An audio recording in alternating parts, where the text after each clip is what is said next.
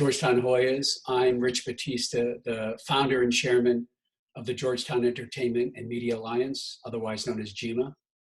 And I want to welcome you to our GEMA Talks video series. We actually launched GEMA Talks as a podcast series last year. And I thought with the unprecedented impact that the coronavirus crisis is having on all our lives and on the entertainment and media industry, that it could be valuable to our GEMA members to hear from a number of our alumni who work in the entertainment and media industry at senior levels virtually across the whole ecosystem. I thought the idea of holding a series of one-on-one Zoom interviews with various alumni would be helpful and talk to them about their perspectives and their insights on the impact of the coronavirus crisis, both on their lives and on the businesses they operate in. And what are the short-term ramifications? What are the long-term ramifications? In some cases, there are actually new business opportunities that will spring from a world that may change forever, and there may be a new normal. And so we'll analyze that as well. So I hope you enjoy these interviews, and thank you for watching. And we are going to get started with our first interview right now. Thank you. So I am pleased to welcome our first guest in our GEMA Talks vidcasts. Is an old friend of mine, old colleague of mine, who I've known for many, many years. We were colleagues at Fox together for many years. She's a proud Hoya, Harvard Business School alum, had a varied and interesting, deep career in the entertainment media industry and has a lot of terrific perspective to share today. So I want to welcome Marianne Halford from OC&C Strategy Consultants. Before we get into work and professional, just how are you? How is your family? Is everyone safe?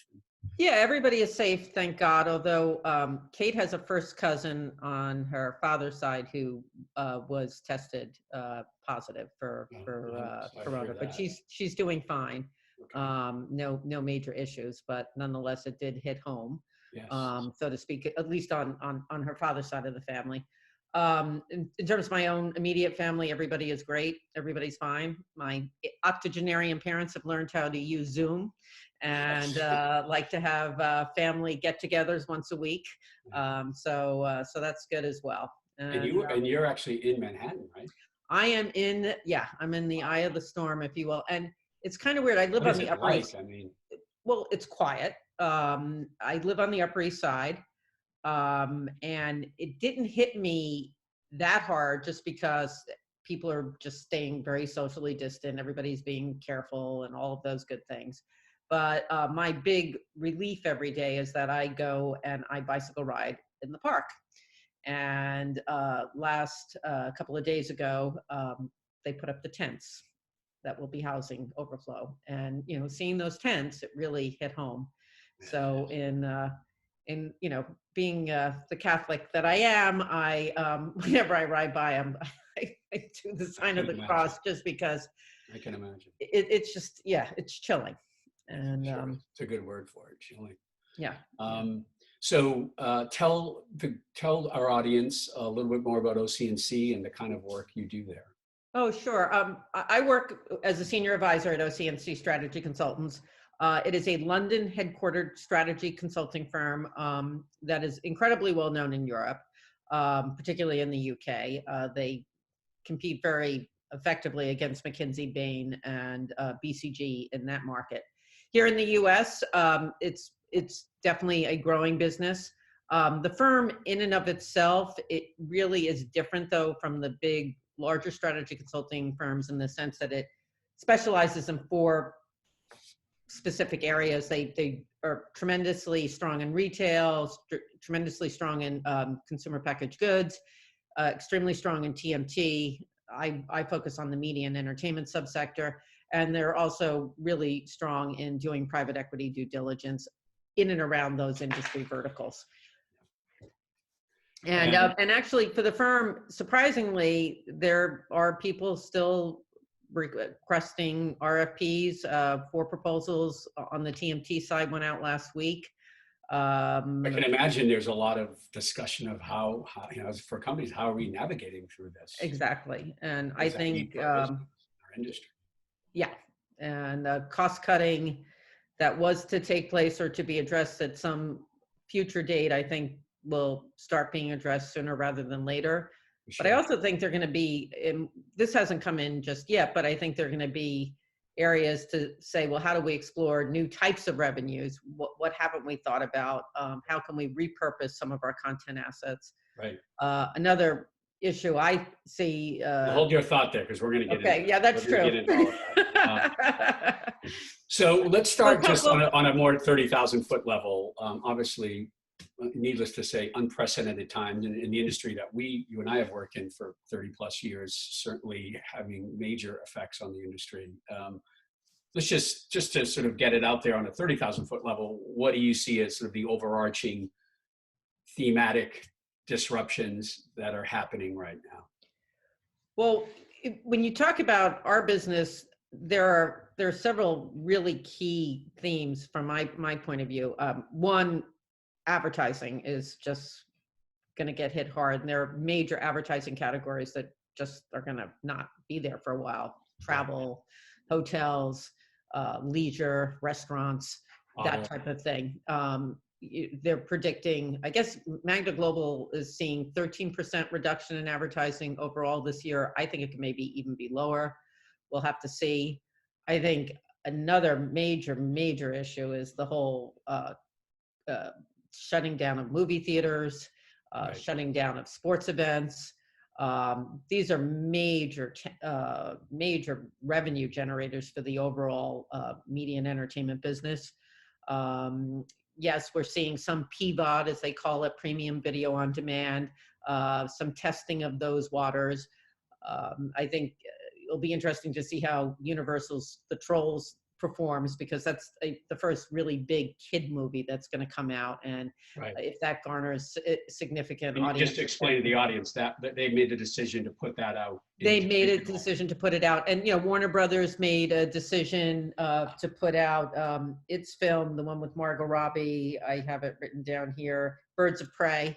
That went out last weekend. It did so-so.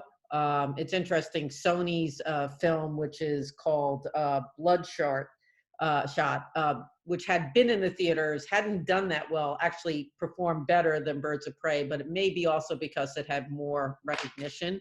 And a lot will be contingent upon how people market these things.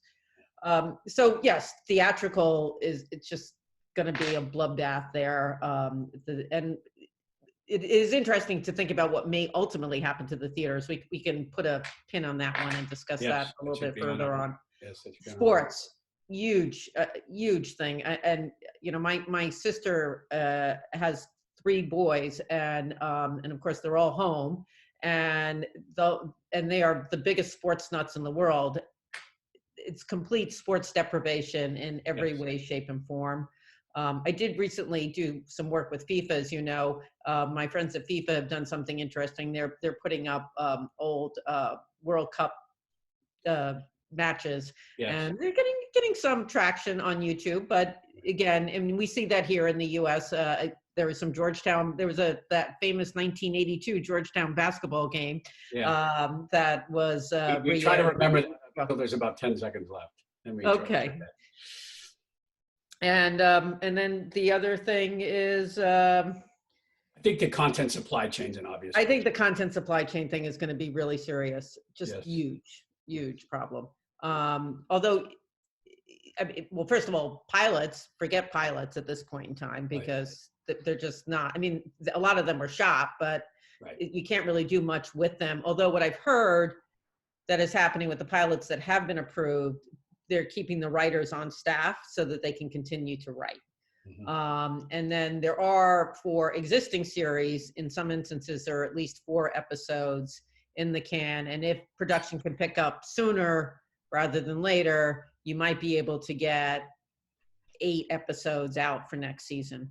The one thing that is interesting is that animation has not slowed down. So all the animators are at work. Apparently The Simpsons, that's they an expect to interesting fulfill point, their contract. Well, that's an interesting point, because that is probably a format of production that can obviously be done more remotely. Absolutely. Not need live actors. So that's a really interesting point. I think it's a great point. You're going to see, I think, a real increase in animation production. Yeah, and I wouldn't be surprised if studios are taking things that have been in development in the past and speeding them up to see if they can get that going. But then again, you're going to probably wind up having problem getting enough animators, because the animators are being put to work. Right. Although it's funny, I have a colleague whose brother works at Pixar, and he has young kids, and apparently trying to work on a Pixar movie while at home with young kids is not very not the easiest thing. Yeah, I can imagine. You're teaching them how to their math exercise while you're trying to animate. Exactly. Let's talk a little more about the advertising, because obviously just an unbelievable situation there. And I mean, I've heard upwards of, some people are saying north of 30%. That's what I think. Reduction, in advertising spend. What I've heard is through some good sources is obviously Q2 is going to be rough. Q3 will be just pretty devastating. And then the real question becomes, will there be light at the end of the tunnel? All of it, so much of it depends on, when this virus ends, and then also how people are going to want to live their lives after the virus ends. Will there be a lag in terms of people saying, you know what, I don't want to go travel, or I don't want to go to restaurants, or I don't want to go to sporting events. I think that'll be interesting. But I know there's an really interesting piece that Tim Armstrong did yesterday. Yeah, I know. I read that. Thanks. Yeah, with the information and his statistic about his point that is probably quite valid, which is you're seeing the biggest dislocation in terms of huge usage of media versus the huge reduction in ad spend. That dislocation is probably the widest. That gap is the widest it's ever been. Right. Yeah, because even Google and Facebook, which are being used incredibly, they're also seeing declines in advertising revenue. Yeah, I'm sure that the small businesses have really hurt Facebook and Google tremendously. The thing on television, though, that I think that it will be devastating is if there's no NFL. Right. So if there's no NFL and no college football, I think that then you'll definitely see declines of over 30% in television for sure. Yeah. No, that is a big inflection point. Go ahead. Oh, and another interesting thing too, though, and I think the networks are incredibly vulnerable. They have been incredibly vulnerable. The question is how much will this wind up accelerating the decline of the networks? For example, This Is Us, which is ostensibly the most popular show on linear television or network television. It's in this coronavirus environment. Its ratings for its finale were down from last year. So people are watching a tremendous amount of television, but they're watching a lot of streaming content and not necessarily watching network television. Yeah. And they're watching a lot of news. They're watching a lot of news. A lot of news too. That's the one thing they are watching on cable and broadcast. But you're right. I think it is clearly cutting into viewership of general linear TV, no doubt.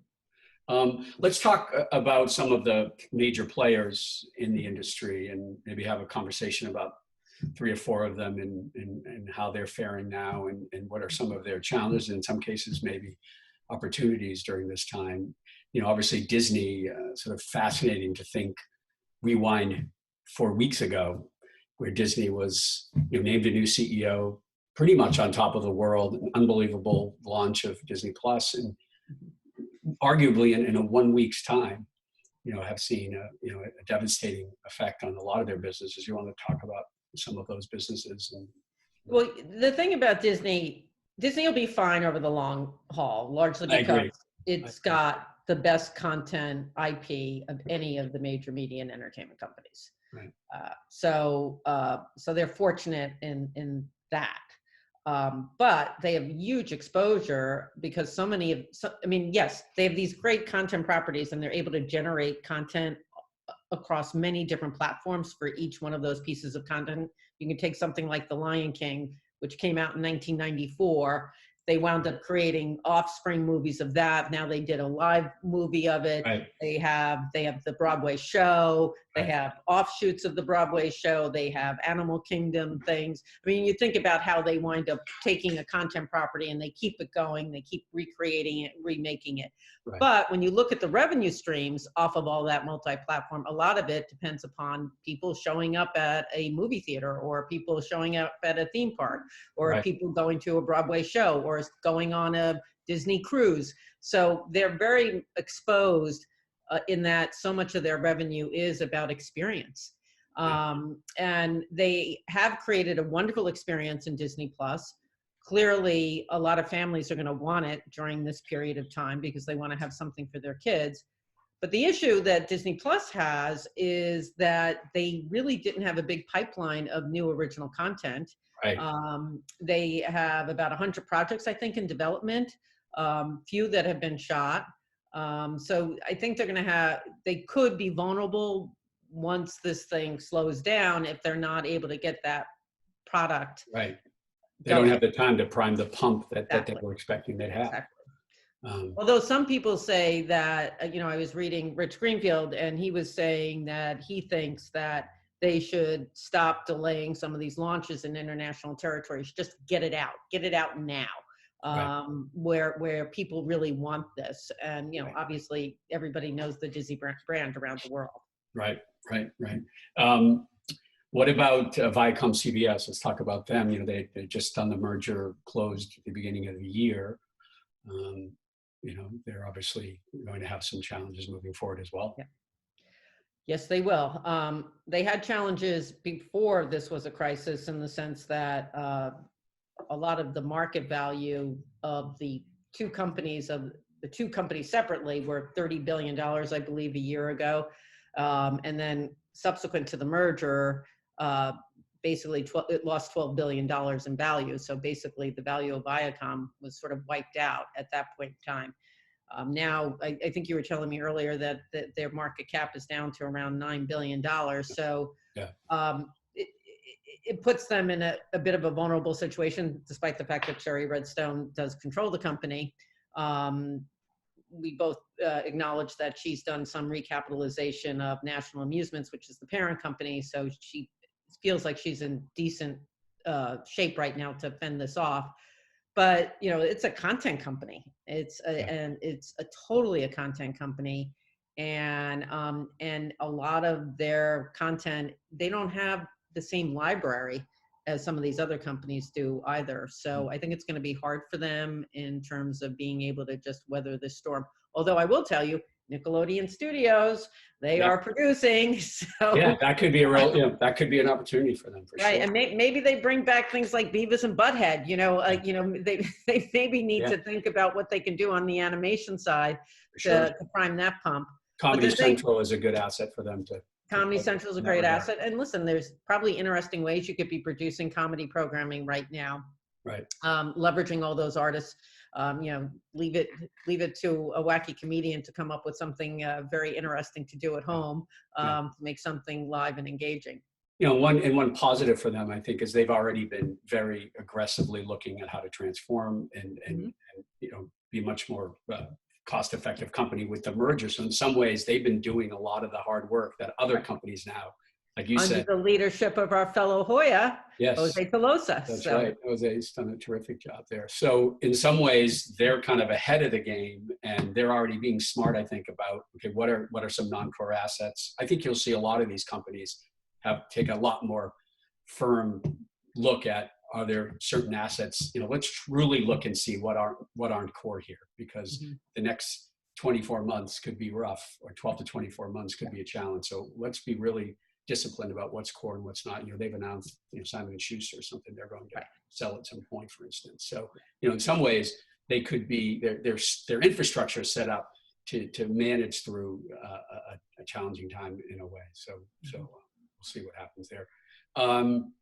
Netflix, interesting for them, I think. Pros and cons, I think mostly pros, but I'm curious what you think. Listen, actually, they're fortunate that they have enough programming to weather the storm. So, and listen, everybody's talking about Netflix thanks to the Tiger King. Have you watched that? I have not. My wife has, and she's telling me start watching What it. a show! What a show!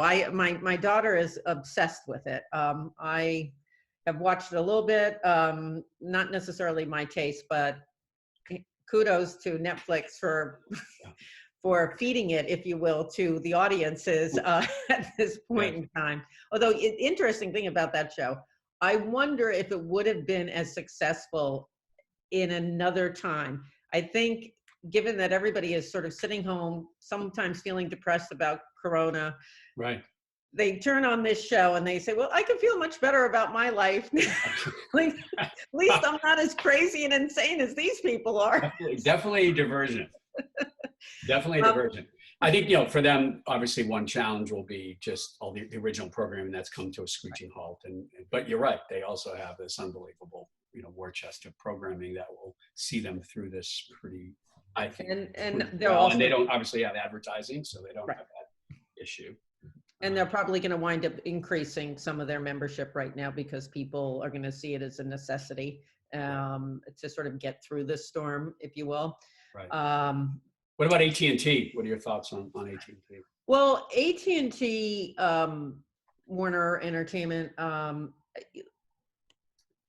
great group of assets. I think they're very exposed, though, on the advertising side, incredibly exposed through the Turner networks. They're also exposed on the theatrical side. Obviously, they're one of the more prolific providers of theatrical films. Another great Hoya now, sharing. Yes, Sharon Ian Sarnoff, who's over there. Yeah. They have a big HBO Max that's coming out. They probably need to accelerate the launch of that just because I think there'll be a lot of uptake for that right now, given people want that kind of product. I'm sure they're looking hard at how fast they can accelerate the launch. I would assume on the mobile side, they're doing quite well. And that will be a hedge, if you will. But the big concern I have for them, given the issues on advertising and on theatrical, is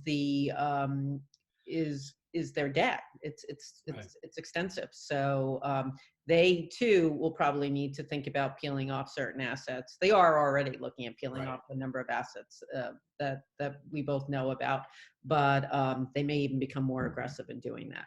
Right. Why don't we talk about, again, because these are such surreal and unbelievable times, interestingly enough, it's also creating, I think, some opportunities for other parts of the industry to create demand or to have more consumption. We talked a little bit about animation.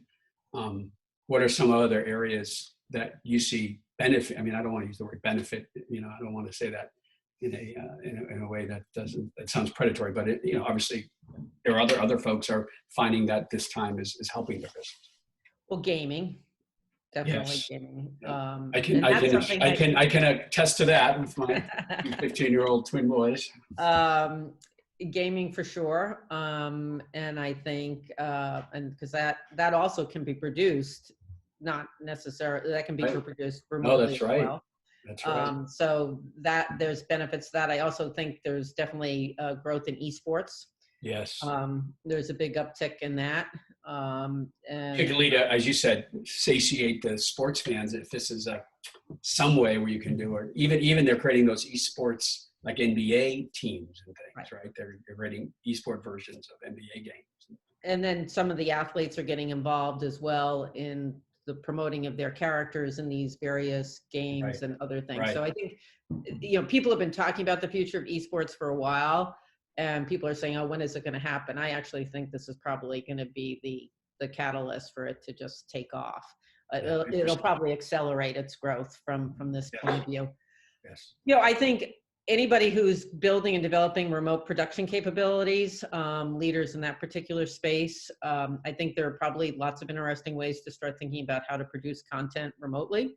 Yes. I mean, obviously we're using Zoom, which is a great product. There are lots of other things that people can be looking at and doing.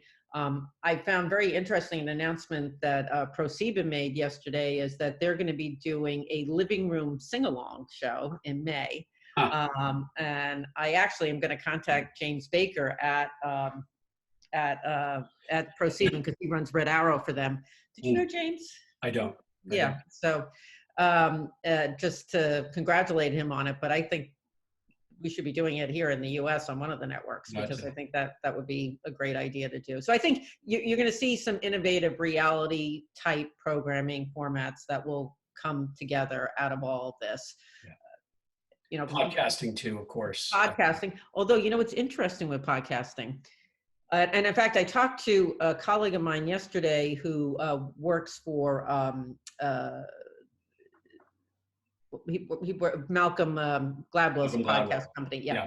And they're having issues with production because there's a lot of real production capabilities that actually go into podcasting that can be somewhat sophisticated, particularly when you're dealing with some of these bigger productions. So he said that they've had to cut back on a number of different things.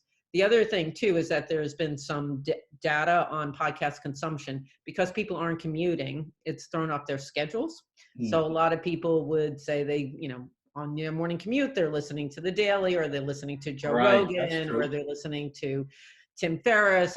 You pick who. That's true. And now that they're home, they're able to watch video. They watch video, or they're watching the news, and they're not necessarily listening to podcasts as much as they would. That makes sense, actually. That makes sense.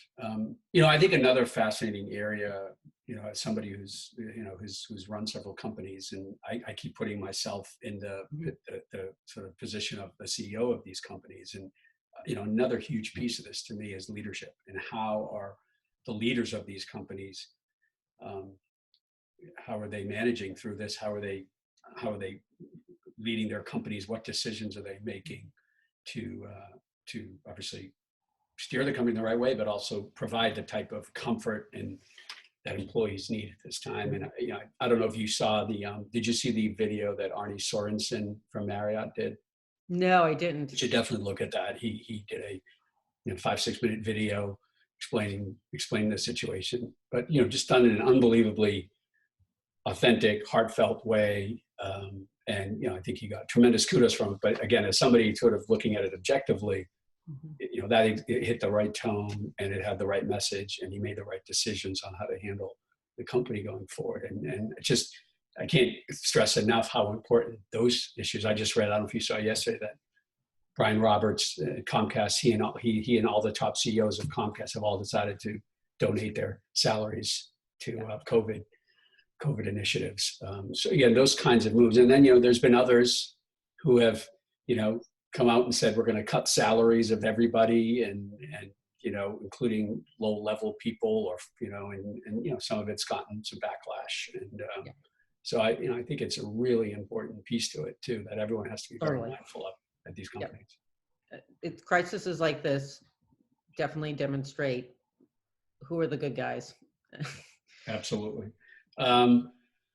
So let's talk, actually, streaming is such a hot topic. Why don't we talk a little bit more, putting aside the COVID crisis, even before that occurred, who do you feel like some of the winners and losers are? I mean, this is kind of the fun parlor game right now going on. Kind of go through the list. Who do you believe is going to, you know, prevail more than others? Obviously, we talked about Netflix. You know, I assume what you're saying, you feel like they're quite well positioned going. Yeah, I think that Netflix definitely has a good 3 to 4 years leadership ahead of it.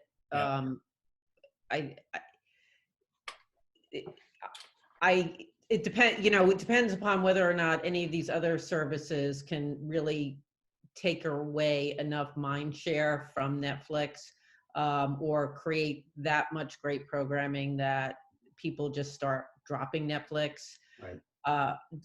I think we're 3 to 4 years out from that, largely because Netflix has an extraordinary international footprint at this point in time. So none of these other companies have that. Right. So I think that gives them a lot of clout and power in the market. I think that. What do you think about HBO Max, for instance? Okay, HBO Max I'm not sure. Yeah. I think HBO was always such a precious brand. I mean, Right. you know, and when you think about what HBO always meant, it meant very high quality content. They produced about 100 hours of programming, scripted hours of programming a year. That was it. Okay, Right. you know, the rest of it is the movies and the Elaborate comedy content. shows and things like that. But in terms of real scripted drama, it was only about 100 hours a year that they wound up doing. And now they're going to fill it with a ton of other content. And I don't know if what HBO Max is going to fully mean to people, and it's expensive a price point too. Yes, It's it not is. cheap. Yes. So when you think about what Disney did coming out at $6.99 versus them coming out at a price that I think is even going to be more expensive than Netflix, Right. I'm not quite sure. We'll see. They put a great executive in there, Jason Kilar. So I think that will be very interesting. Yep. Disney, I definitely think will continue to be a leader, just Yes. because, as I always like to say about Disney, Disney was a core entertainment property for my parents. I mean, Mickey Mouse was created before my parents were born, but you know, they grew up in the Depression years where they went to see those Disney animation movies. You know, if one of those were hitting the movie theaters, that was your Saturday afternoon activity. So Right. it's gone on for close to 100 years now that Disney has been core to the American family, and then ultimately became part of the global family because of the growth of the company in the last 50 years. So I think Disney Plus will be strong. How they manage what they do with Hulu, I think there's a lot of confusion internally as to how to position it. I hear now that shows that were supposed to be on FX are going straight to Hulu first. Yeah. I think there's Seems like they're really still sorting out out all of that. I agree that there's some confusion. What And about then Quibi? Quibi is obviously a lot of I've people. signed up. Did you sign up? I have not signed up yet. I signed will, up for sure. Well, check it out.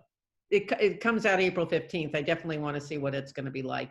Listen, God bless them. They're real beneficiaries of this, because I don't know if they would get as much uptick for the launch of this if people were sort of going about their lives every day. I think the fact that you're going to have a lot of people on their phones every day, they'll be sampling.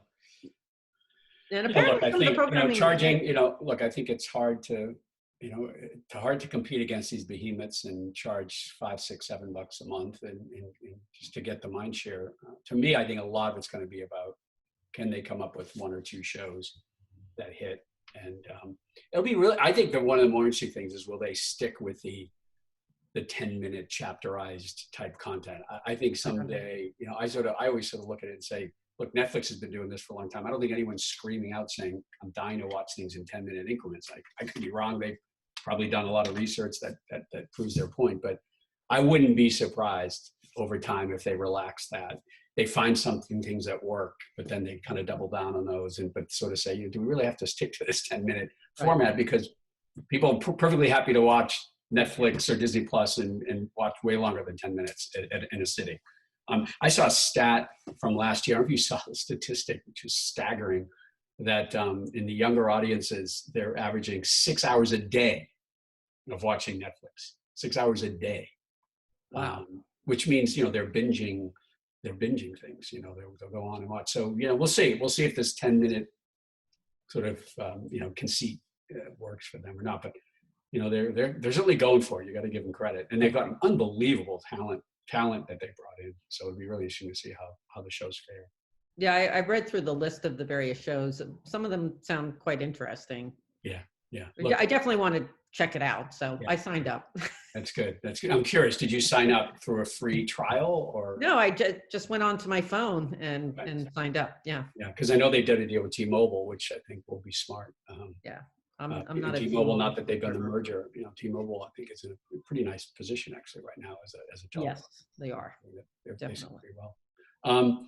Let's turn to talk a little bit about. We've got Hoyas listening in today. We have some young Hoyas listening in today. Just from your perspective, having been a longtime veteran of the industry, there's obviously a lot of nervousness now from students who are seniors graduating or from young alums who who are trying to break into entertainment right now, they're seeing this crisis, they're seeing companies furlough, they're seeing hiring freezes. What would your advice be right now to a young alum who's either trying to break in now or who's graduating? What would your piece of advice be to them right now? Well, I think I would have different pieces of advice depending upon if it's somebody who's going on a real business track versus somebody who may be going more on a creative track. Yeah, why don't we take both? I think on the creative side, I think there are a lot of opportunities for you to come up with really interesting things. You have so many different distribution platforms.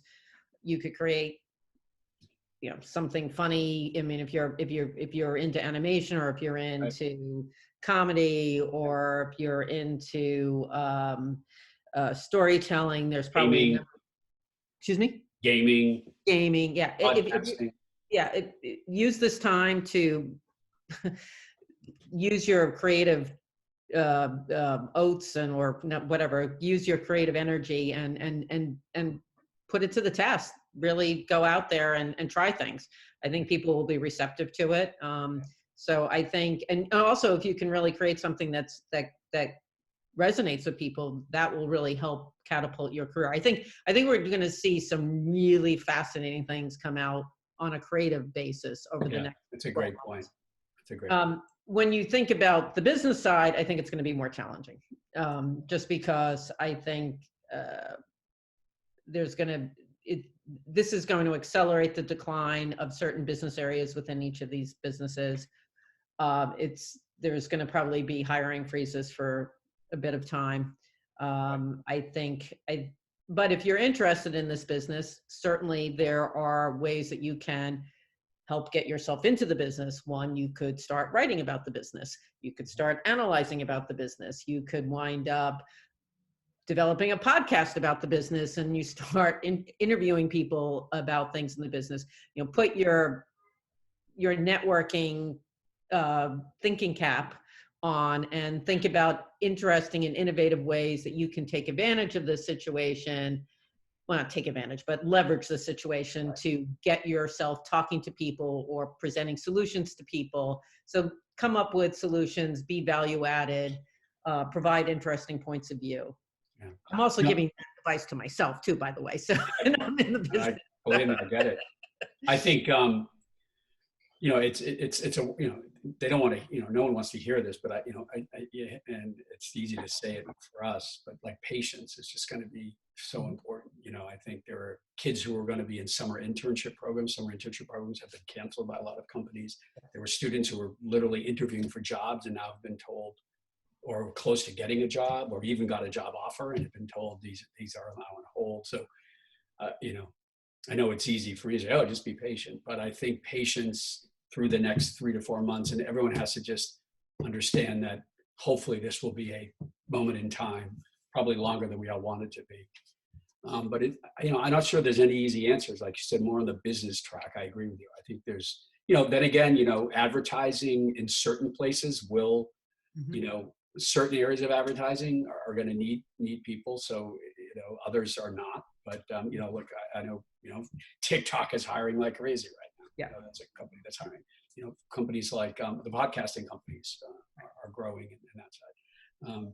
And like you said, I think on analysis side is one area potentially, but it's not going to be easy. No. There's no like sort of easy answer to this, I don't think.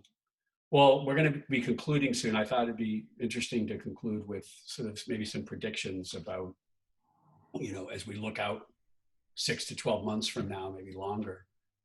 And any predictions you may have, again, they could be COVID related or COVID informed or not, but curious if there's some predictions you have about the industry that you think may happen.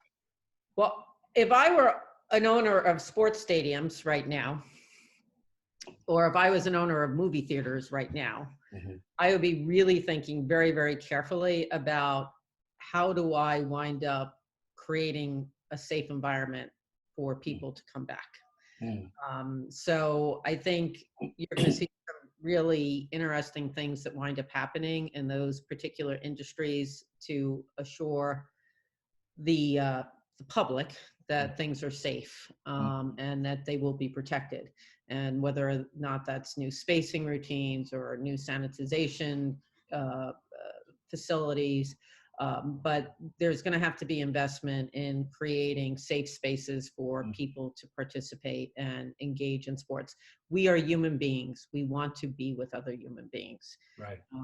You know, when you hear about these people that, you know, reach their ends with Corona, and to know that they're going alone. You know, in the past, when a member of your family is dying, you're there by the side of the bed. That's not happening. Yeah, I don't want to put a dour note on it, but I'm just expressing how important it is for all of us to be with other people. And sports and the experience of going to a sports game, or the experience of going to a Georgetown basketball game, or the experience of going to a movie. Like, there's some movies I just want to see in the movie theater. I don't want to watch it at home on TV, because I want to concerts too. The audience. Concerts. In concerts, yeah, all those things that are so important to us as people. Yeah, I think people like Live Nation, they have to be thinking very carefully about all of this as well. So I think you're going to see some really interesting innovations that are going to come out there, because they're going to have to, in order to save their businesses and to come back. I think you're going to see new types of programming that are going to come out of it. I mean, the last crisis back in 2007, 2008, where we had both the financial crisis and we had the Writers Guild strike, led to the growth and explosion of reality television programming formats. Right now, all reality shows are canceled, but who's to say somebody doesn't come up with some new interesting formats? So I think we'll see one or two really interesting things that'll come out of all of this that will set new trends.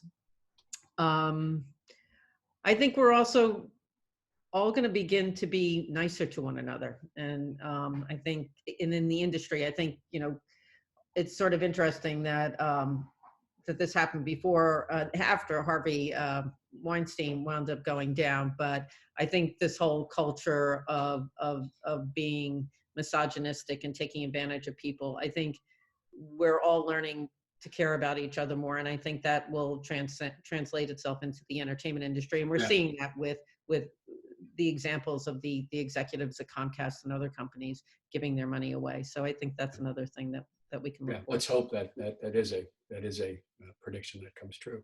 There's one other thing that I think we can see happen, and I have a close colleague that I've been doing some work with lately in this particular area, and that is going to goes to the whole subject of addressable television advertising. So right now, when you look at the networks, they basically sell nationally to about 300 different advertisers. You look at Google and Facebook, they have 70,000 different advertisers. Hulu, though, has about 2,500 different advertisers. If you can wind up beginning to build and develop addressable TV advertising capabilities, and I think people are going to accelerate these efforts, because you're going to need to fill slots. And so that you can wind up opening up advertising to a number of other people. So I would expect a lot of very interesting, an acceleration, not that people haven't been talking about it, but I think you're going to see an acceleration of ad innovation. I think 2 points to that too that I think are important. One is that because advertisers now are still going to place some money, but obviously it's going to reduce dramatically, but they're going to want to be in places where that are more measurable. Yes.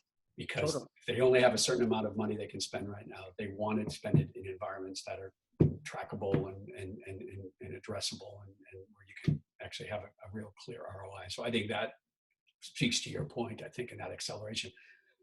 The other point, which we haven't spoken about yet, which I think is really interesting, is just the growth of ad-supported streaming. I'm very bullish on that side of the table. I think obviously Peacock will be the first major opportunity for a big company, but obviously you saw Fox buying Tubi and buying Pluto TV. I think it's still the early innings, really. Oh, it is. I think they'll have their 2 or 3 subscription services, but I think you're going to see ad supported. And look, if you look at these advertisers today, and I've spoken to a number of them, they're frustrated because they can't advertise on Netflix. They can't advertise on Apple TV Plus. They can't advertise on Disney Plus. You know, increasingly Hulu is, you know, you pay extra so you don't have to see ads. So where the hottest content in the world is being created today, they can't play. Yeah. And they want to find, new environments that, to your point, are addressable, are digital, are interactive, have trackability. And that's ad-supported streaming. So I'm actually a big believer in that space. And I think you'll see an acceleration of that. And you'll see more and more opportunities for advertisers to play in that. Yeah, I agree with you. I totally agree with you. It'll be interesting to see. Yeah, and there are some other developments. There are other companies that are looking and exploring other opportunities. Also, the connected television manufacturers are looking at how they play more substantially, because obviously the margins are very slim on connected televisions. So they need to look at other ways to generate will generate revenues. So which can come from advertising or from licensing other things within their overall universe, if you will, or device. Okay, well, I think we are concluding now, Marianne. Absolutely. This was a very dynamic and interesting conversation, as it always is when we get together. Always. I want to thank you for your time, obviously during these just surreal times, and just hoping for your safety and health and everyone who's on with us. Marianne, thanks again, and we'll be in touch soon. Thank you. Absolutely. Take care.